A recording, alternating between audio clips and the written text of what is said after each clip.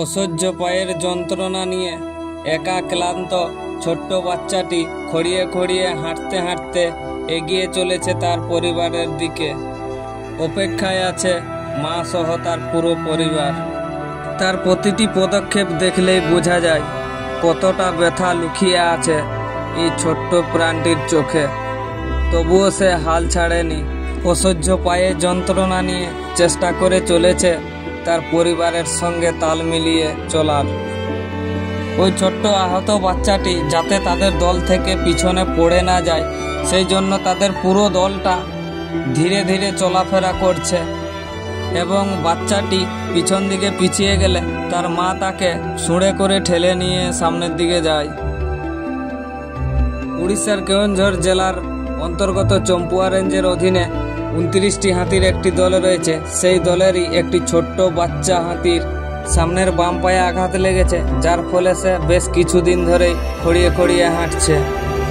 আঘাতের সঠিক কারণ জানা না গেলেও ধারণা করা হয়েছে দলের সঙ্গে তাল মেলাতে দৌড়ানোর সময় পা মচকে বা পড়ে গিয়ে আহত হয়েছে বলে অনুমান করেছে।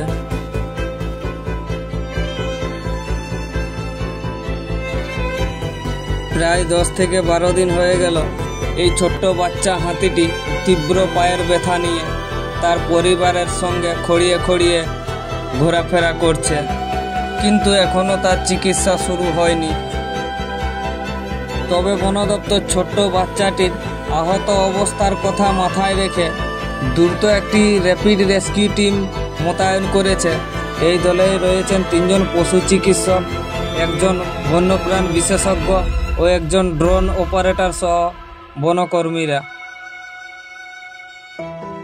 এবং তারা থার্মাল ড্রোন প্রযুক্তি ব্যবহার করে দলটি সময় মতো চিকিৎসা নিশ্চিত করার জন্য বাচ্চা হাতিটির গতিবিধি ও স্বাস্থ্যের উপর সতর্কতার সাথে নজরে রেখেছেন।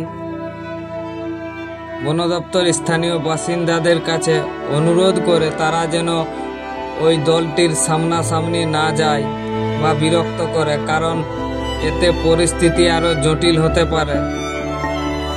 আহত বাচ্চাটির নিরাপত্তা নিশ্চিত করতে এবং অন্যদিকে কাছাকাছি গ্রামের মানুষ ও ফসলের ক্ষতিরোধ করতে সার্বক্ষণিক নজরদারি চালিয়ে যাচ্ছেন বন দপ্তর। তবে চিকিৎসা তার এখনও শুরু হয়নি।